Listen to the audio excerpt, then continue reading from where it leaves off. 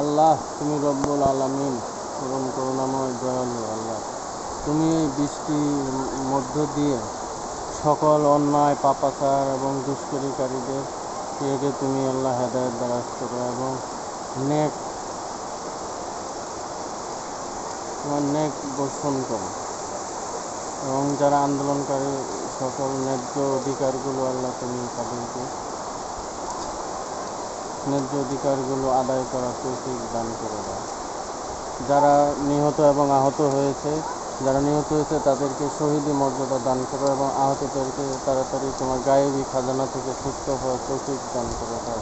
তুমি তো সকল বিচারক, তুমি তো মহান বিচারপতি এবং সকল বিচারের বিচারপতি।